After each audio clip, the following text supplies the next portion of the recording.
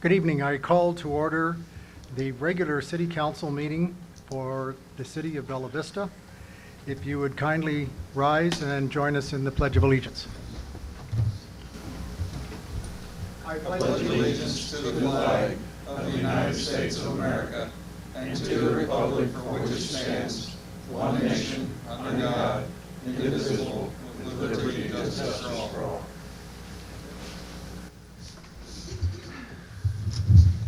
We'll do the roll call of council. Councilmember Wozniak. Here. Flynn.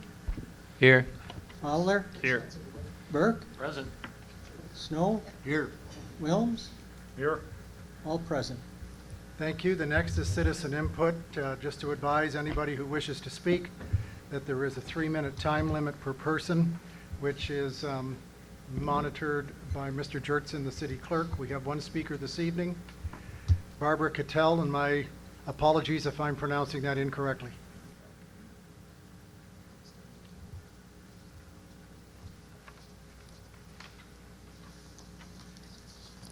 My name is Barbara Cattell. I live at 2 Jade Lane. Thanks to those on the Planning Commission and the City Council who acknowledged my email regarding the Commonwealth Houston rezone. Thanks to the city for cleaning out the culvert on Jade Lane this morning, which has been overflowing for years. I also want you to know what valuable employees you have in Derek and Megan. In answering my numerous questions, they were very patient and educational. I still have the same concern regarding this parcel, safety. I believe any commercial business which needs a driveway cutting across the greenway would cause a safety issue. Look at map number 1. It shows all the crossings in this area, which the Bartlett maps did not. The little guy pictured on the back of the map is one of the youngest citizens I've seen using the greenway. If this corner is ever rezoned for commercial, I fear for his safety. I learned much from the citizens and visitors who were using the greenway on April 1st, the afternoon I was there. Most of them thought this was an April Fool's joke, that we would have retail on this corner. Not one person wanted a commercial business here. They love the area because it is not commercial. They moved here because they fell in love with the park-like atmosphere of the Metfield area, the trees and the natural setting, and they felt it was safe for their children. 3 of my neighbors have sold and moved away since early December when we learned what might be happening on this corner. They didn't move to Bella Vista to have commercial in their front yards. They moved to this location for the quietness, natural beauty, and the family-friendly feeling we have in Metfield. In the city's strategic plan, the community survey, and the 2040 comp plan, there is a common theme: quality of life and natural surroundings. Page 5 of the land use plan states several goals for residential, one being protection of residential areas from incompatible adjacent land use. Commerce on this corner would be incompatible. The city's website describes Bella Vista. Our city is nestled among an abundance of towering trees and rolling hills. We boast nearly 100 miles of biking, walking trails that can be enjoyed year-round, plus an array of other outdoor activities that fuel our residents' active lifestyles and promote a high quality of life. Look at map number 2. This was a Bartlett map. My home is number 22. Had this corner become commercial, nightly I would have seen out my front door approximately 90,000 lumens of LED lighting, in addition to the light pollution from the Metfield Clubhouse parking lot out my back door. Photos on the back of this map. This would have been no quality of life for me, and my 33 years as a resident here would have ended. I would have moved away from Bella Vista. Please consider other areas on the east side of Bella Vista for commercial businesses to satisfy your Type 1 neighborhood center in the 2040 comp plan, but don't upset serene residential neighborhoods in the process. Thank you. Thank you, Barbara, and also thank you for your kind words for staff. I appreciate it. Okay, that ends the citizen input. We move into council reply. Anybody wish to reply? I guess I want to like to thank Ms. Cattell for her, I think, an email that you sent out. Didn't you send out an email that had some content to it? I know Yes. that talked about the 2040 plan. Was that you? Mine did. Okay. I wanted to thank you for that. It was very informative. I think for the general residents in the neighborhood, certainly a confirmation to the council members about the 2040 plan and what its recommendations are. So, thank you. Thank you. Anyone else? Fine, we'll move on. The next item is the approval of minutes from our March 28th, 2022 regular meeting. Are there any errors or omissions? Seeing none, I'd entertain a motion to approve. So move. Second. Mr. Wilms and Mr. Flynn? No. I'm sorry, Mr. Wozniak. Oh, Chief Chief Wozniak. and Mr. Flynn. Okay, roll call vote. Councilmember Burke, Yes. Snow, Yes. Wozniak, Yes. Fowler, Yes. Flynn, Yes. Wilms, Yes. carried 6-0. Thank you. Moving on to the January financial report, which our financial director published at the end of last week. For those of you at home, if you'd like a copy, we can certainly send one to you, either soft copy on email or we can mail it to you. In a nutshell, our total sales tax revenue is $239,000 above the budget, and our total operating revenues are $49,000 above the budget. On the expenses side, we're $346,000 under plan at the moment, and we have cash on hand of $11 million. So we're doing extremely well, as always, and the auditors should be in sometime this week or the beginning of next, so that they can begin their annual review of our financials. I'd entertain a motion to suspend the rules and read all proposed ordinances and resolution on the agenda by title only. So move. Second. That's Mr. Fowler and Mr. Wilms.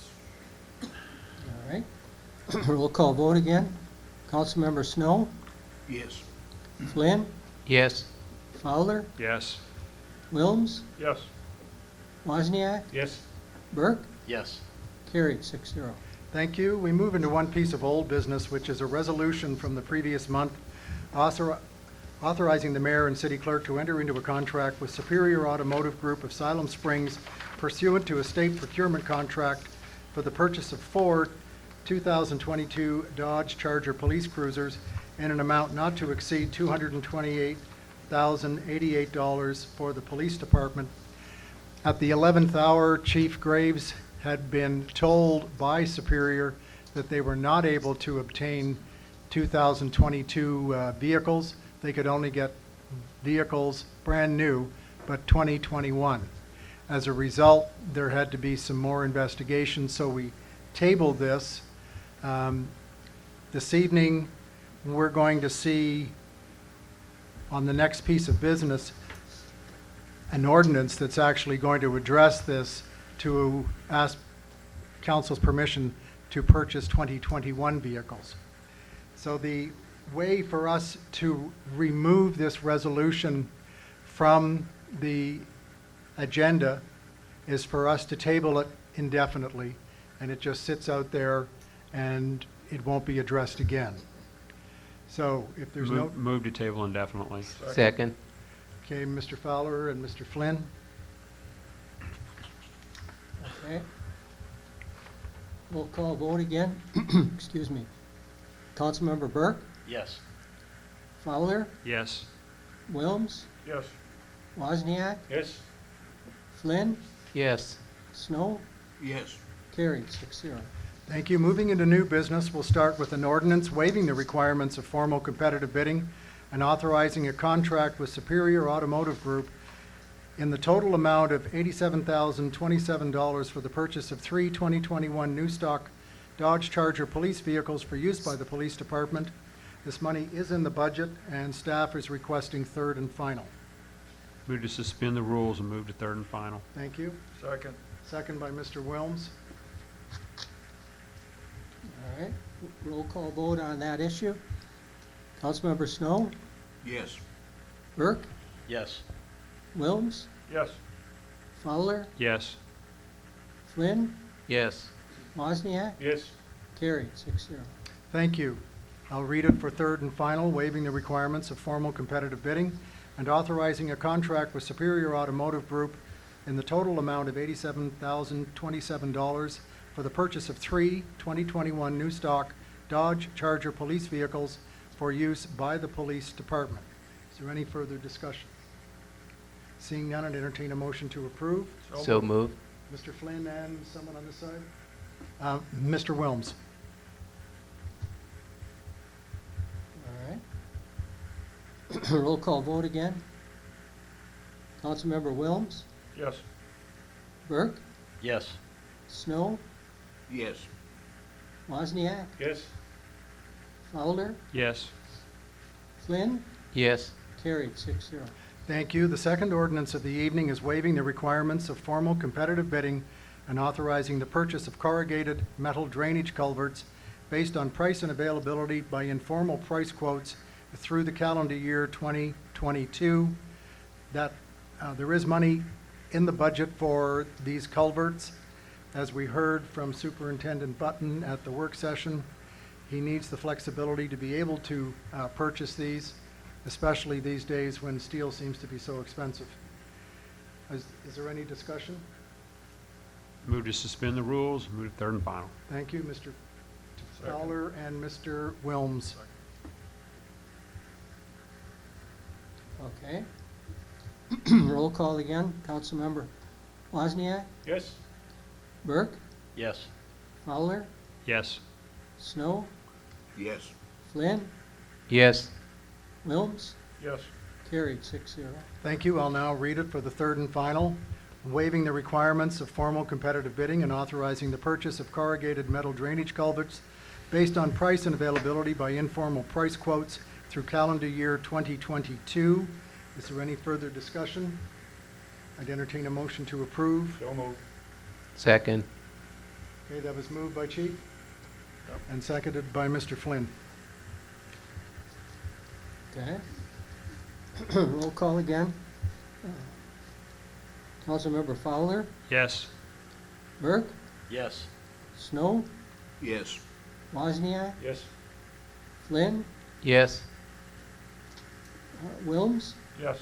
carried 6-0. Thank you. We'll move into our first resolution of the evening, approving the mayor's appointments of Cheryl Hall, Mike Abb, and Chuck Woods to position on the Tree Advisory Board for 3-year terms ending May the 1st, 2025. Is there any discussion? John?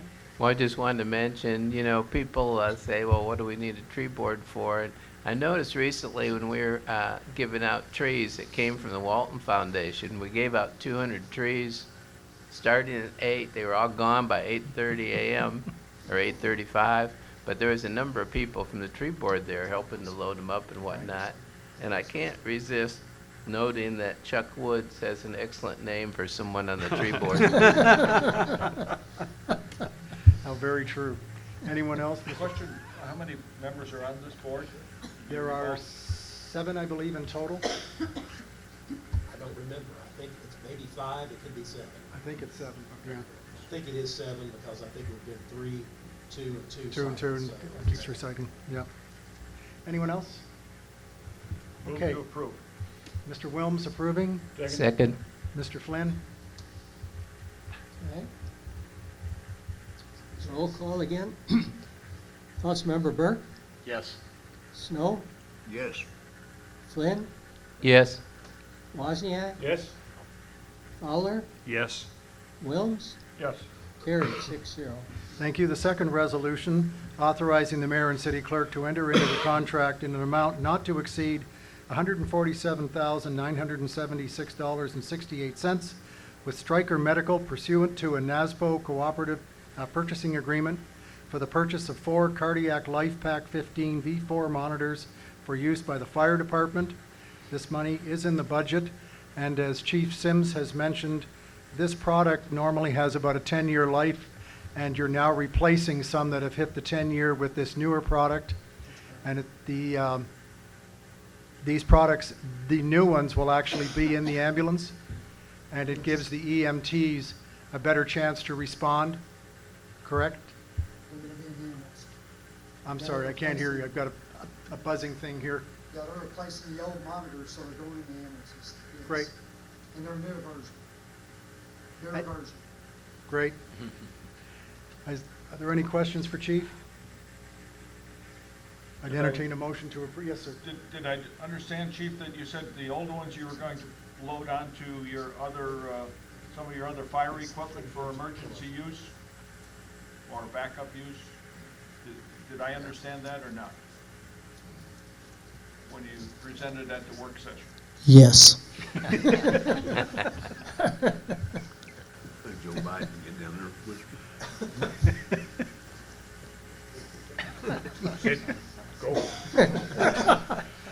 Okay.